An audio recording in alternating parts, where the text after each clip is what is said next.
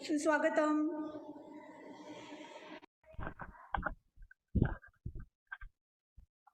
बृहन्मुंबई महानगरपालिका आयोजित ऑनलाईन अध्यापन प्रक्रियेत मी स्टेशन चेंबूर मनपा मराठी माध्यमिक शाळेतील श्रीमती सविता बाबासाहेब राठोड आपल्या सर्वांचे सहर्ष स्वागत करते.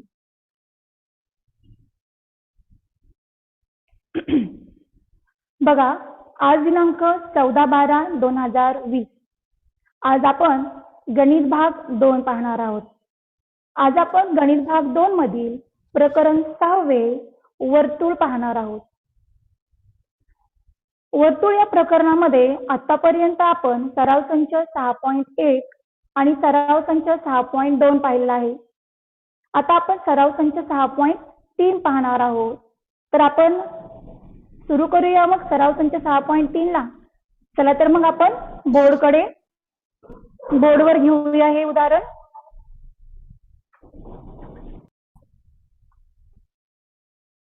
आपण सराव संच 6.1 आणि 6.2 यामध्ये आपण प्रमेय पाहिले आणि या प्रमेयावर आधारित उदाहरणे पाहिली. पण सराव संच 6.3 मध्ये आपण अगदी तुमच्या आवडीची अशी रचना पाहणार आहोत. तुम्हाला आवडते की नाही रचना करायला? मग चला तर मग या रचनेकडे वळूया. आपण सराव संच 6.3 मध्ये अंतर्वर्तुळ आणि परिवर्तुळ पाहणार आहोत. तर रचना करण्यापूर्वी विद्यार्थी मित्रांनो, कोणकोणते साहित्य आपल्याला लागणार आहे त्याची मी तुम्हाला माहिती देते. तुम्हाला तशी माहितच आहे, तरी पण याला म्हणायचं आहे मोजपट्टी, याला आपण स्केल म्हणतो. याला म्हणायचं कर्कटक, आपण याला कंपास पण म्हणतो. आणि जे की तुम्ही जी पट्टी आहे त्याला तुम्ही काय म्हणताय? गोलपट्टी. ही गोलपट्टी, याला गोलपट्टी असं नाही म्हणायचं, याला म्हणायचं आहे कोन मापक. आपण कोन मापकाच्या साह्याने कोन काढत असतो. तर ठीक आहे, मग हे साहित्य तुम्हाला सर्वांना समजलं आहे. तर मग आपण आता वळूया सराव संच 6.3 कडे. आपली पहिली रचना आपल्याला बघा, आपल्याला यामध्ये पाहायचं आहे परिवर्तुळ आणि अंतर्वर्तुळ पाहायचं आहे. तर बघा विद्यार्थी मित्रांनो, आतापर्यंत जे आपण पाहत आलो, आपण एक एक रचना पाहत आलेली. परिवर्तुळ काढायचं, नंतर अंतर्वर्तुळ काढायचं. मी आज तुम्हाला ऍट अ टाइम तुम्हाला 2 रचना घेणार आहे. ज्याने काय होणार आहे, म्हणजे तुलनात्मक तुम्हाला अंतर्वर्तुळ आणि परिवर्तुळ काढताना म्हणजे फरकाचे मुद्दे समजले तर तुम्हाला रचना करताना अवघड जाणार नाहीये. तुम्हाला समजेल फरक काय दोघांमध्ये, याच्यामध्ये काय करायचंय, त्याच्यामध्ये काय करायचे. यासाठी मी ऍट अ टाइम तुम्हाला दोन्ही रचना घेणार आहे. तर विद्यार्थी मित्रांनो, अगोदर सर्वप्रथम आपण पाहूया परिवर्तुळ म्हणजे काय. परिवर्तुळ म्हणजे काय? त्रिकोणाच्या तिन्ही शिरोबिंदूतून जाणाऱ्या वर्तुळाला परिवर्तुळ असे म्हणतात. मी परत एकदा सांगते, परिवर्तुळ म्हणजे काय? त्रिकोणाच्या तिन्ही शिरोबिंदूतून जाणाऱ्या वर्तुळाला परिवर्तुळ असे म्हणतात. हे झालं परिवर्तुळ. मग अंतर्वर्तुळ कशाला म्हणायचं? की त्रिकोणाच्या तिन्ही बाजूंना आतून स्पर्श करणाऱ्या वर्तुळाला अंतर्वर्तुळ असे म्हणतात. बघा, त्याच्या नावावरून आपल्याला कळतं अंतर्वर्तुळ म्हणजे काय? आतमध्ये असलेलं वर्तुळ. म्हणजे परत एकदा सांगते मी, अंतर्वर्तुळ म्हणजे काय? त्रिकोणाच्या तिन्ही बाजूंना आतून स्पर्श करणाऱ्या वर्तुळाला अंतर्वर्तुळ असे म्हणतात. बघा, फरकाचा पहिला मुद्दा काय? त्रिकोणाच्या तिन्ही शिरोबिंदूतून जाणाऱ्या वर्तुळाला परिवर्तुळ म्हणायचं आहे. तर अंतर्वर्तुळ कशाला म्हणायचं आहे? त्रिकोणाला त्रिकोणाच्या तिन्ही बाजूंना आतून स्पर्श करणाऱ्या वर्तुळाला आपल्याला अंतर्वर्तुळ असे म्हणायचं आहे. तर विद्यार्थी मित्रांनो बघा, आता आपण सर्वप्रथम परिवर्तुळ कशा प्रकारे काढायचं आहे, काय काय करावं लागतं त्याला, आपण ती रचना वगैरे बघूया. तर सर्वप्रथम आपण परिवर्तुळ काढण्यासाठी आपल्याला लंब दुभाजक येणं गरजेचं आहे आणि अंतर्वर्तुळ काढण्यासाठी आपल्याला सर्वप्रथम कोन दुभाजक येणं गरजेचं आहे. म्हणजे बघा, फरकाचा दुसरा मुद्दा की परिवर्तुळ काढण्यासाठी आपल्याला त्रिकोणाच्या कोणत्याही 2 बाजूंचं काय करायचं आहे? लंब दुभाजक काढायचं आहे. तर अंतर्वर्तुळ काढण्यासाठी आपल्याला त्रिकोणाच्या कोणत्याही 2 कोनांचा कोन दुभाजक काढायचा आहे. फरकाचा अतिशय महत्वाचा मुद्दा, परिवर्तुळामध्ये लंबदुभाजक काढावा लागतो आणि अंतर्वर्तुळामध्ये कोनदुभाजक काढावा लागतो. तर विद्यार्थी मित्रांनो, आपण इयत्ता 6वी पासून पाहत आलेलो आहोत की लंबदुभाजक कसा काढायचा आहे, कोनदुभाजक कशा प्रकारे काढायचा आहे. तरी पण एक तुम्हाला मी परत एकदा लंबदुभाजक आणि कोनदुभाजक कशा प्रकारे काढायचे ते दाखवते.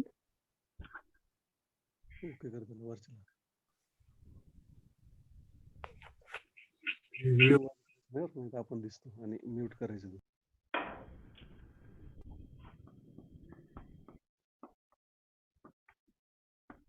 लंबदुभाजक काढणे.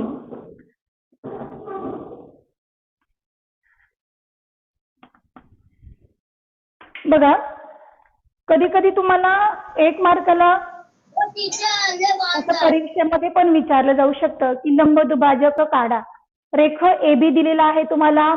रेख AB बरोबर 7.5 सेमी काढा व त्याचा दुभाजक काढा किंवा लंबदुभाजक काढा किंवा दुभागा. या तिघांचा अर्थ एकच होतो, दुभागा. दु म्हणजे दोन भागामध्ये विभाजन करणे म्हणजे दुभागा, 2 समान भागामध्ये विभाजन.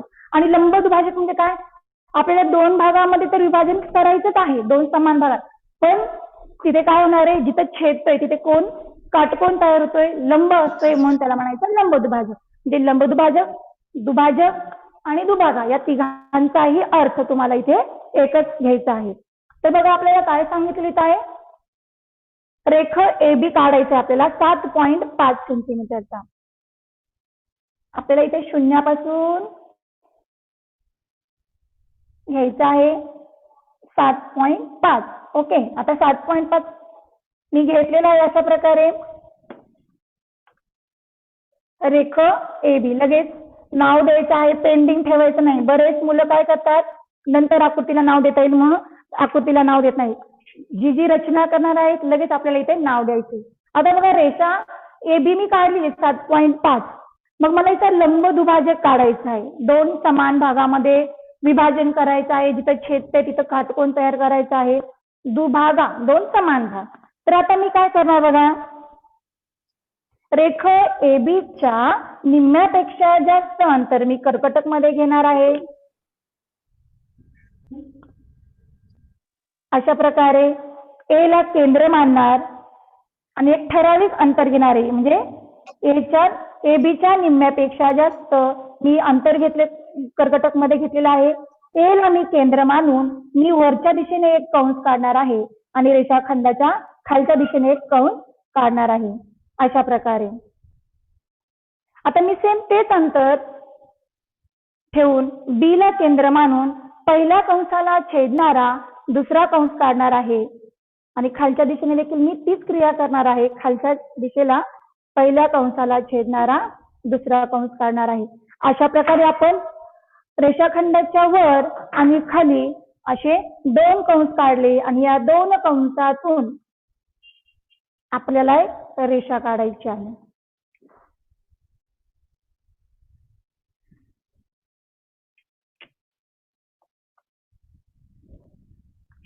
ही झाली. हा झाला इथे काटकोन. काटकोन म्हणजे काय, या कोनाचं माप 90 अंश असतं. अशा प्रकारे आपण या रेषेला L नाव देऊया. बघा, म्हणजे रेषा L ही रेषा AB चा लंबदुभाजक आहे. जर हे 7.5 असेल तर हे जे आहे हे आणि हे समान अंतर असणार आहे. लक्षामध्ये, सपोज AB जर 10 असेल तर तुमचा, मी इथं नाव देते C, तर AC हा तुमचा 5 असणार आहे आणि CB देखील 5 असणार आहे. अशा प्रकारे आपण लंबदुभाजक काढतो. परिवर्तुळ काढण्यासाठी अशा प्रकारचे लंबदुभाजक आपल्याला काढायचे असतात. कसे बघा, मी सपोज दिलेल्या मापाचा आपल्याला त्रिकोण काढायचा. आपण दिलेल्या मापाचा त्रिकोण काढलेला आहे आणि काय करायचं, मग या त्रिकोणाच्या किती बाजू आहेत, 1 2 3. तुम्हाला माहिती आहे त्रिकोणाला 3 बाजू असतात. मग त्रिकोणाच्या कोणत्याही 2 बाजूचा आपल्याला लंबदुभाजक काढायचा असतो. असा एक काढला आणि असा एक काढला. तुम्ही 3ही काढू शकता, पण वेळ जास्त द्यायची गरज नाही. मग याचा जो छेदनबिंदू आहे कोणत्याही दोन बाजू बघा आता ही बाजू घेतली तर हिचा लंबदुभाजक असा येणार आहे, ही घेतली तर असा आणि ही घेतली तर असा. अशा प्रकारे आपल्याला त्रिकोणाच्या कोणत्याही दोन बाजूंचा लंबदुभाजक घ्यायचा आहे. ते लंबदुभाजक कसा काढायचा तुम्हाला समजत असेल. ठीक आहे, आता आपण बघूया अंतर्वर्तुळामध्ये कोन दुभाजक कसा काढायचा आहे. कारण अंतर्वर्तुळ काढायचं असेल तर तुम्हाला कोन दुभाजक काढावा लागणार आहे कोणत्याही दोन कोनांचा.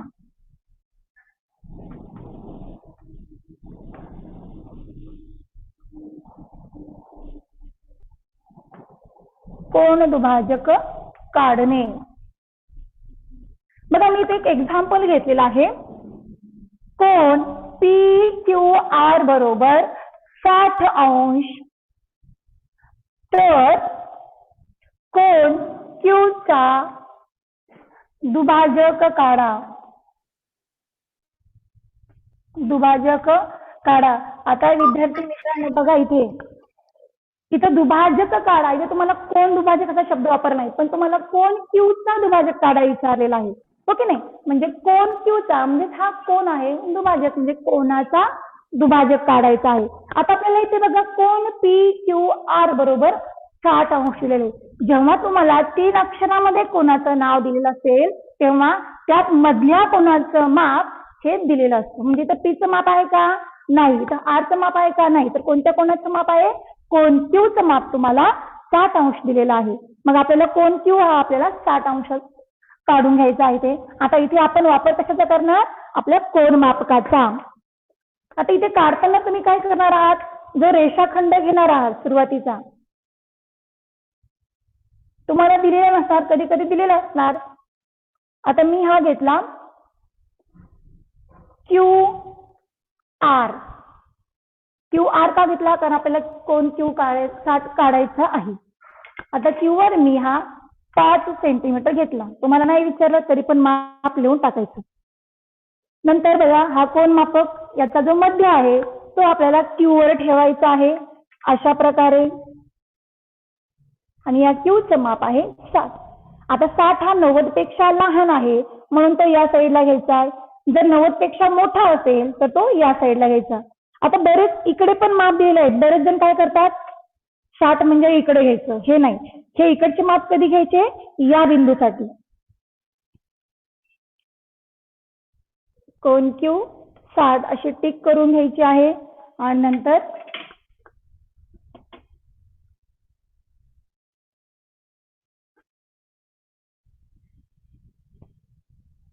अशा प्रकारे आपल्याला कोन Q काढून घेतला. हा आहे कोन Q 60 अंशाचा.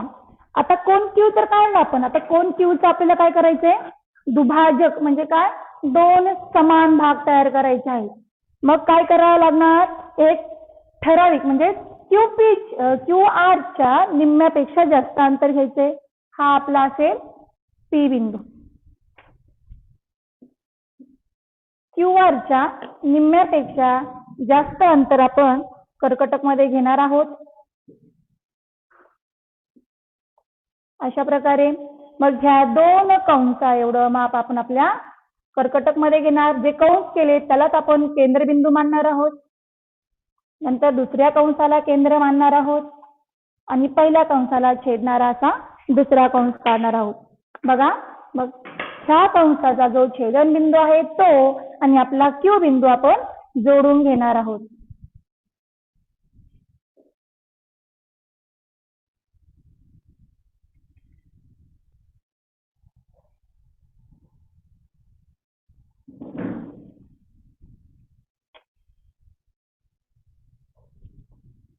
बघा अशा प्रकारे आपण या Q चे दोन समान भाग तयार केले. त्याला आपण नाव दिलं S. बघा हा कोन Q कितीचा होता 60 अंशाचा. म्हणजे हा किती झाला 30 आणि हा 30. हा 30 आणि हा 30. या प्रत्येक कोनाचं नाव काय असणार PQS हा 30 अंशाचा आणि दुसरा SQR हा 30 अंशाचा. अशा प्रकारे कोन दुभाजक काढला आपण. आता बघा आपल्याला जेव्हा अंतर्वर्तुळ काढायचे तेव्हा आपण काय करणार सुरुवातीला दिलेल्या मापाचा त्रिकोण काढून घेणार. नंतर आपल्याला कोन दुभाजक कोणत्याही दोनच कोणाचा आपल्याला कोन दुभाजक काढायचा आहे. मग मी सपोज मी या कोणाचा दुभाजक काढला आणि या कोणाचा दुभाजक काढला. अशा प्रकारे आपल्याला दुभाजक काढायचंय. नंतर आपण प्रत्यक्ष प्रोसेसमध्ये बघूया, प्रत्यक्ष कृती करताना.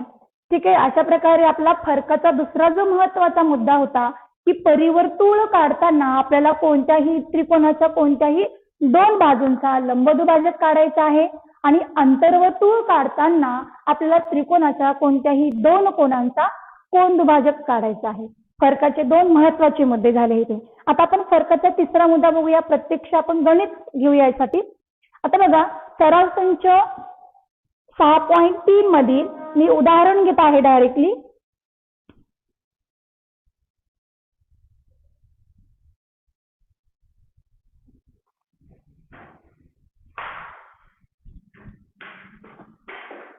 बघा, एक्झाम्पल आहे आपलं त्रिकोण PQ. आता मी बोर्डवर लिहित नाहीये, उदाहरण भरपूर मोठं आहे.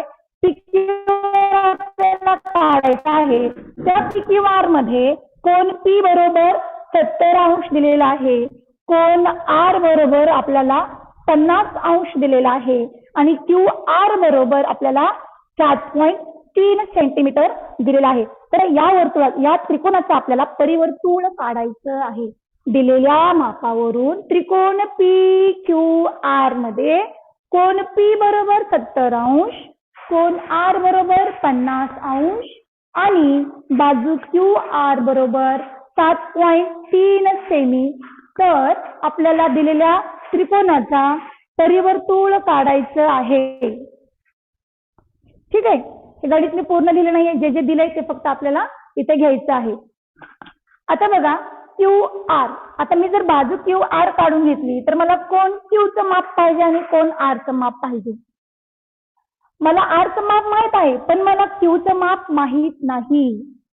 मग तुम्ही प्रश्न विचाराल, टीचर P दिलेला आहे, मग आकृतीमध्ये तर आपण P घेतलंच नाही, मग कसं करायचं? तर विद्यार्थी मित्रांनो लक्ष द्या, कोन P चं माप आपल्याला यासाठी दिलंय की आपण कोन P आणि कोन R यांच्या मापावरून आपल्याला कोन Q चं माप काढायचं आहे. बघा, असं उदाहरण तुम्हाला 1 मार्क जास्त येणार. म्हणजे तुम्ही 3 मार्कासाठी जर तुम्हाला हे उदाहरण, 2 मार्कासाठी जर तुम्हाला फक्त परिवर्तुळ काढा म्हणालं आणि जर असं तुम्हाला एखाद्या कोणाचं माप काढायचं असेल तर ते उदाहरण तुम्हाला 3 मार्कासाठी येणार, कारण इथं आपल्याला अगोदर कोणाचं माप काढून घ्यायचं. तर तुम्हाला माहिती आहे त्रिकोणाच्या तिन्ही कोणांच्या मापांची बेरीज 180 अंश असते. आपल्याला ते प्रमेय इथे वापरायचं आहे. ओके, म्हणजेच इथे आपण लिहिणार कोन P अधिक कोन R अधिक कोन Q बरोबर 180 अंश. ओके, मग आता कोन P किती दिलेला आहे? 70 अंश. कोन R 50 अंश. कोन Q आपल्याला माहित नाहीये, तो काढायचा आहे आपल्याला, म्हणून कोन Q आपण जशाला तसा ठेवलेला आहे आणि हे 180 अंश. 70 आणि 50 120 होतात, प्लस कोन Q बरोबर 180 अंश. मग आता कोन Q बरोबर 180 अंश जशाला तसेच ठेवले आहेत, मी काही बदल केला नाही. परंतु हे जे 120 आहे, धन 120 हे बरोबर चिन्हाच्या त्या साईडला गेले तर ते होतात ऋण, वजा, मायनस. म्हणून कोन Q बरोबर 180 मधून जेव्हा 120 जातात तेव्हा कोन Q चं माप येईल 60 अंश.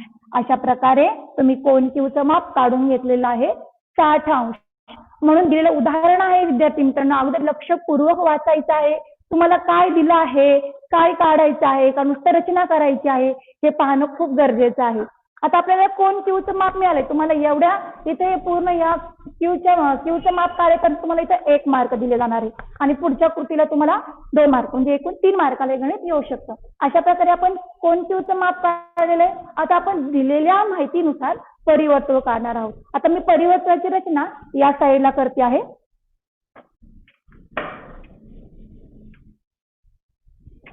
बघा, सर्वप्रथम आपल्याला काय करायचंय, दिलेल्या मापाचा त्रिकोण काढायचा आहे. मग काय दिलंय इथे, QR बरोबर 7.3 सेमी.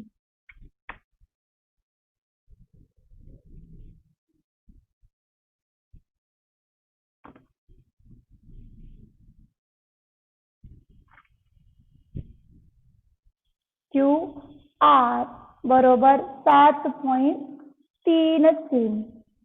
ओके. आता कोन क्यूचं माप आता समजलं तुम्हाला आपण कोन क्यूचं माप का काढलं बरं? ठीक आहे. आता कोन क्यू किती आहे? 60 अंश. मग आपण कोनमापकाचा मध्यबिंदू क्यू वर ठेवणार आहोत आणि 60 अंश अशी टिक करून घेणार आहोत.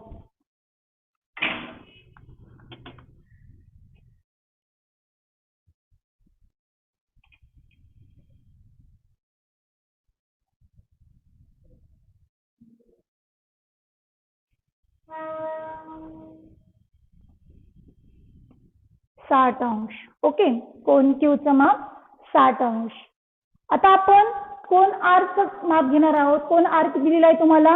50 अंश. आता बघा हा कोनमापक आपल्याला आर बिंदूवर ठेवायचा आहे आणि आर बिंदू ठेवताना 50 इकडे येतात. टीचरने सांगितले 90 पेक्षा लहान 50 इकडे घ्यायचं नाहीये. आता आपल्याला या साईडला घ्यायचं आहे कारण आपल्याला त्रिकोण तयार करायचा आहे. आपण जर आर बिंदू 60 अंश इकडे घेतला तर आपला त्रिकोण तयार होईल का? तर तयार होणार नाहीये. म्हणून आपल्याला हा आर बिंदू आहे या साईडला घ्यायचा आहे. तो आहे 50 अंश. ओके. आता हा आर बिंदू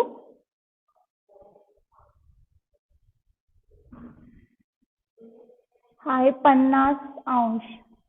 हे तुम्ही याचा जो छेदन बिंदू आहे याला नाव द्यायचा पी. बघा त्रिकोण तयार झाला आपला पी क्यू आर. हे जे ॲरो आहे ॲरो करा. ह्या रेषांना पुसायची गरज नाही. आता आपलं वर्तुळ कुठून गेलं पाहिजे? परिवर्तुळ पी क्यू आर त्रिकोणाच्या ह्या तिन्ही शिरोबिंदूतून आपलं वर्तुळ गेलं पाहिजे. हे कन्सिडर करायचं नाहीये कोणती कुठे इथे. म्हणून आपलं वर्तुळ असं गेलं पाहिजे. आलं लक्षामध्ये? अशा प्रकारे. तर आपण रचना करूया. काय सांगितलं होता पहिला मुद्दा मी की दिलेल्या मापाचा त्रिकोण काढायचा आहे. नंतर त्रिकोणाच्या कोणत्याही दोन बाजूंचा आपल्याला लंबदुभाजक काढायचा आहे. मग मी पहिली बाजू घेतली क्यू आर आणि मी दुसरी बाजू घेणार आहे पी आर. तुम्हाला जी बाजू घ्यायची ती तुम्ही घेऊ शकता पण कोणत्याही दोन बाजू घ्या. तुम्ही पी क्यू घ्या किंवा पी आर घ्या. पी क्यू पी आर घ्या किंवा पी आर क्यू आर घ्या किंवा क्यू आर पी क्यू घ्या. कोणतेही. मला जी सोपी वाटेल ती मी घेईल. तुम्हाला जी सोपी वाटेल ती तुम्ही घ्यायची आहे. आता पहिला मुद्दा आपला क्यू आरचा आपल्याला लंबदुभाजक काढायचा आहे. मग काय करणार आपण? क्यू आरच्या निम्म्यापेक्षा जास्त अंतर कर्कटक मध्ये घ्यायचं आहे. अशा प्रकारे. मग तेच अंतर ठेवून आपण आर बिंदूला केंद्र मानून पहिल्या कंसाला छेदणारे दुसरे कंस काढणार आहोत. अशा प्रकारे. मग आपण काय करणार? यातून जाणारी रेषा काढणार आहोत.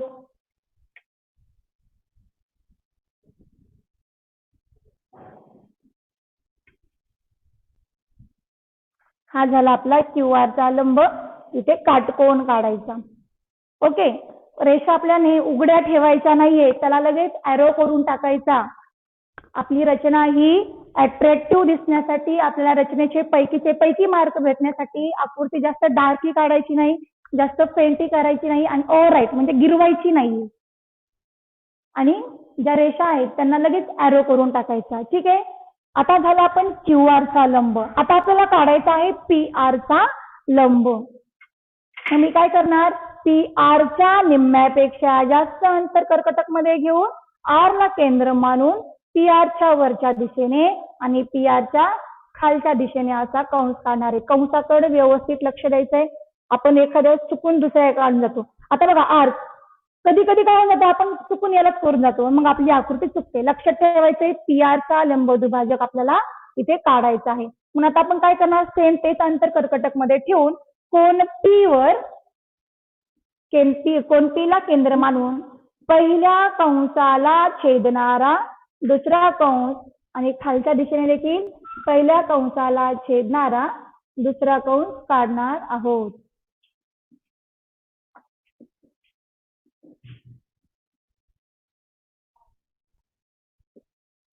कंस थोडेसे मोठे मोठेच काढा जेणे की छेदतील. कंस लक्षात ठेवायचे आपण कुठे काढलाय.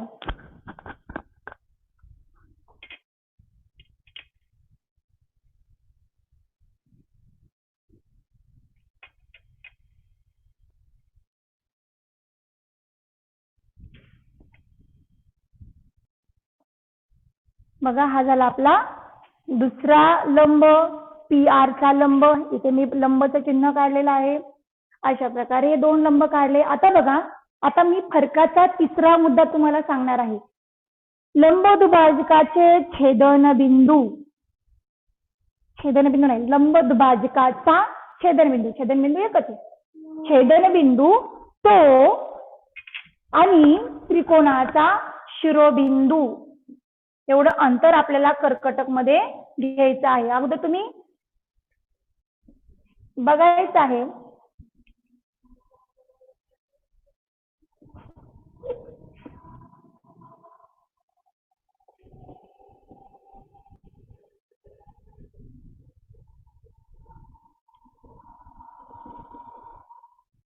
तुमचं वर्तुळ जात आहे का एकदम परफेक्टली? तर आपलं सेम ही वर्तुळाची त्रिज्या असणार आहे. हे अंतर म्हणजे आपण लक्षात ठेवा, लंब दुभाजकाचा छेदनबिंदू आणि त्रिकोणाचा शिरोबिंदू हे आपण घेतलेलं आहे. अंतर्वर्तुळामध्ये आपल्याला काय बघायचं आहे आपण ते पुढे बघूया. आता मी एवढं अंतर घेऊन मी वर्तुळ काढून घेत आहे.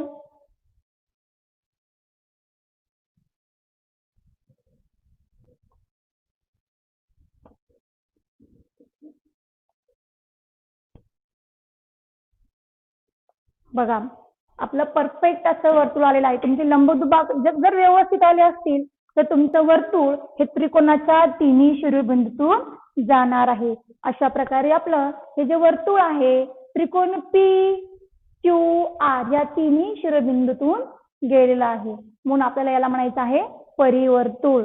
आता परिवर्तुळाचा तिसरा मुद्दा काय आला फरकाचा, की आपण जेव्हा वर्तुळ काढतो तेव्हा जी त्रिज्या असते ती त्रिज्या म्हणजे लंब दुभाजकाचा छेदनबिंदू आणि त्रिकोणाचा शिरोबिंदू ही त्रिज्या असणार आहे. इथे तुम्हाला विचारलं असेल तरी पण तुम्ही इथे लिहून टाकायचं आहे वर्तुळाची त्रिज्या. मग कशी बरं वर्तुळाची त्रिज्या किती? वर्तुळाची त्रिज्या म्हणजे आपण हे जे माप आहे, ज्या मापाने हा वर्तुळ काढलेला आहे तेच माप म्हणजे वर्तुळाची त्रिज्या. मग हे आपण इथे पट्टीमध्ये घेऊन मोजणार आहोत. हे असेल आपलं 6.2 सेंटीमीटर. प्रत्येकाचं पॉइंटने 1-2 पॉइंटने अलीकडे पलीकडे होऊ शकतो. अशा प्रकारे आपण दिलेल्या त्रिकोणाचं परिवर्तुळ काढलेलं आहे. आता आपल्याला पाहायचं आहे त्रिकोणाचे अंतर्वर्तुळ कशा प्रकारे काढायचं आहे. तर बघा विद्यार्थी मित्रांनो, आपण सराव संच 6.3 मधील उदाहरण क्रमांक 1 घेत आहोत. हे आपण उदाहरण परिवर्तुळाचं जे उदाहरण आहे ते सराव संच 6.3 मधलं आपण उदाहरण क्रमांक 2 पाहिलेलं आहे. आता आपण सराव संच 6.3 मधील उदाहरण क्रमांक 1 पाहणार आहोत.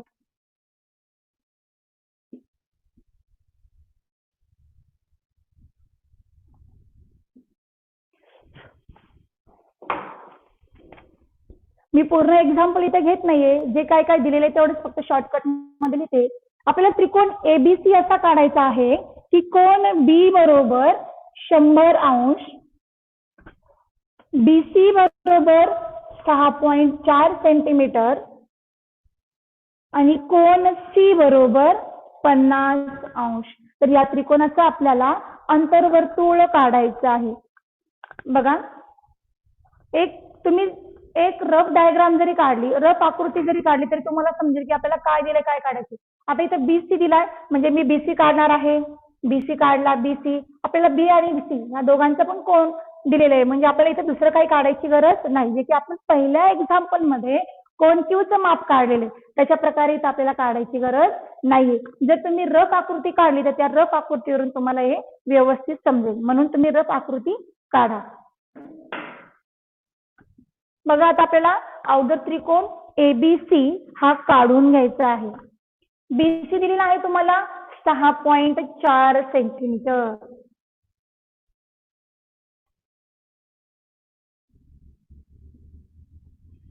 पट्टीवर अगदी खूप कमी मार्क आहे म्हणून मी थोडंसं जास्त घेते आकृती तुम्हाला दिसावी म्हणून. BC बरोबर 6.4 सेंटीमीटर. आता कोण B चं माप आपल्याला सांगितलेलं आहे. कोण B हा 100 अंशाचा आहे. कोन बी हा 100 अंशाचा आहे म्हणजे तो 90 पेक्षा मोठा आहे. आपण प्रकरण 3 मध्ये पाहिलंच आहे लघुकोन, विशाल कोन आणि काटकोन. आठवतं ना सर्वांना? विशाल कोन कशाला म्हणायचं? तर 90 अंशापेक्षा मोठ्या असणाऱ्या कोनाला आपण विशाल कोन असे म्हणतो. 90 अंश असणाऱ्या कोनाला आपण काटकोन म्हणतो आणि 90 पेक्षा लहान असणाऱ्या कोनाला आपण लघुकोन असे म्हणतो. ठीक आहे. मग आता कोन बी आपल्याला 100 अंश दिलेला आहे म्हणजे हा कोणता आहे? विशाल कोन. आता 100 आपल्याला इकडे घ्यायचे का? नाही. हा 90 पेक्षा मोठा, हा 100. ओके, टिक करून घेतलेली आहे.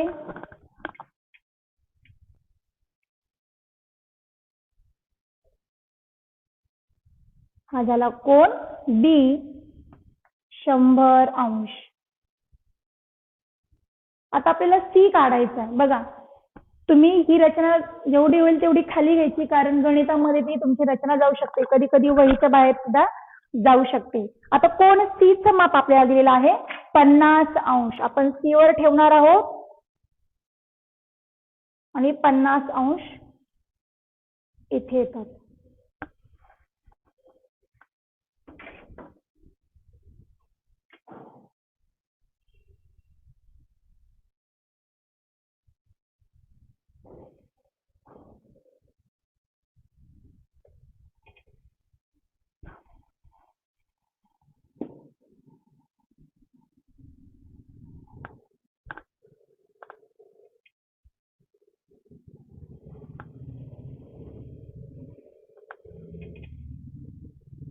नंतर ही आपण जोडून घेणार आहोत. अशा प्रकारे याचा छेदनबिंदू जो असणार आहे तो ए. हा झाला कोन सी 50 अंश. फरकाचा दुसरा मुद्दा आठवा काय आहे की कोणत्याही दोन कोनांचा आपल्याला काय करायचं आहे? कोन दुभाजक काढायचा आहे. आता मी इथं कोन बी आणि कोन सी चा घेणार आहे. तुम्हाला ए आणि बी चा घेत असेल तर घेऊ शकता, ए किंवा सी चा घेत असेल तर घेऊ शकता. पण मी तुम्हाला पण सांगते की बी आणि सी घ्या, तुम्हाला सोपं पडेल. ठीक आहे. आता मी कोन बी चा घेणार आहे तर मी काय करणार? सर्वप्रथम मी बीसीच्या निम्म्यापेक्षा जास्त अंतर मी कर्कटक मध्ये घेणार आहे.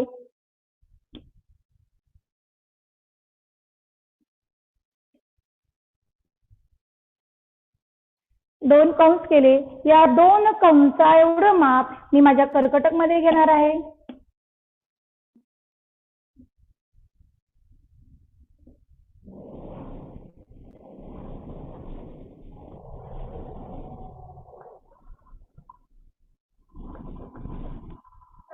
अशा प्रकारे मी कंसावर ठेवून आता एक कंस काढला आहे. नंतर या कंसावर ठेवून मी याला छेदणारा दुसरा कंस काढणार आहे. तुमचे कोनदुभाजक व्यवस्थित आले पाहिजेत. जर कोनदुभाजक व्यवस्थित आले तर तुमचं अंतर ते अगदी सुंदर येईल, अगदी योग्य येईल.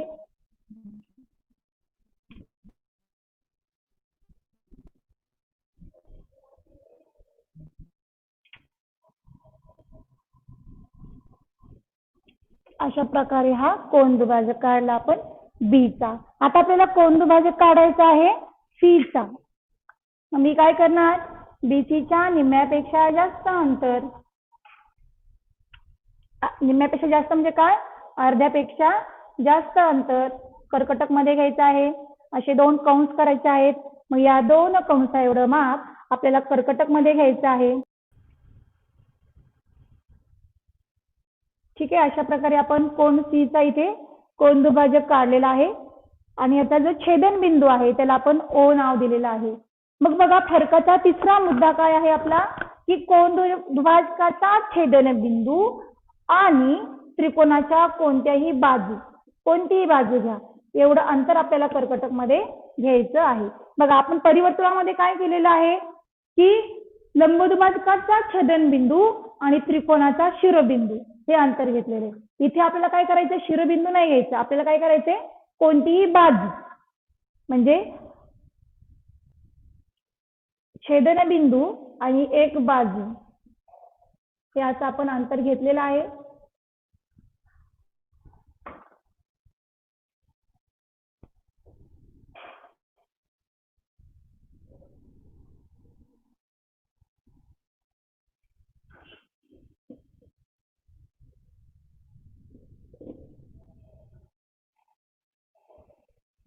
आणि एवढं अंतर घेऊन आपण असं वर्तुळ काढणार आहोत.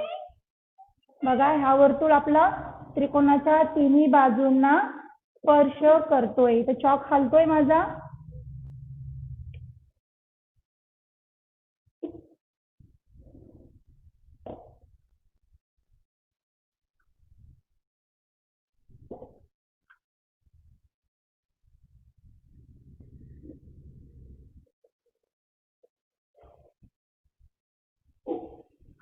अशा प्रकारे तुम्ही इथे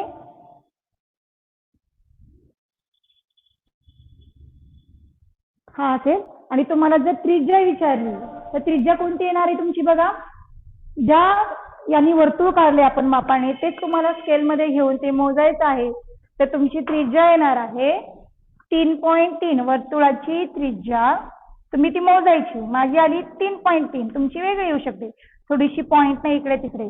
किती येणार 3.3 सेंटीमीटर.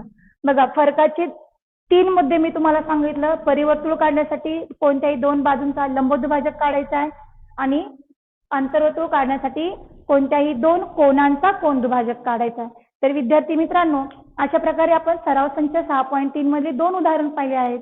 याच्याच मदतीने तुम्हाला जर हे समजले असतील तर याच्या आधारे तुम्ही सराव संचामध्ये इतर राहिलेले 2 उदाहरणं तुम्ही सोडू शकता.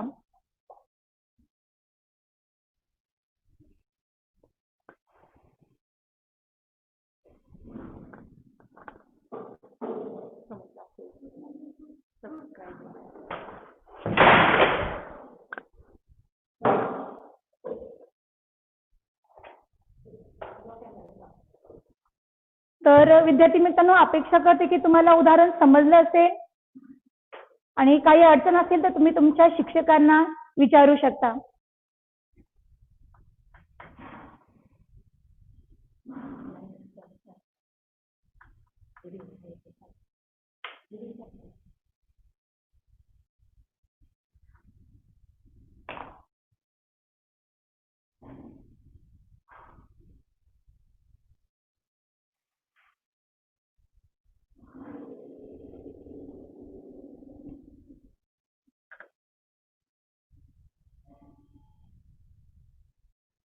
आपण सर्वांनी लक्षपूर्वक ऐकले व छान असा प्रतिसाद दिला त्याबद्दल मनपूर्वक आभार. धन्यवाद. आणि आपला जो हा व्हिडिओ आहे त्याला लाईक करा, शेअर करा, सबस्क्राईब करा.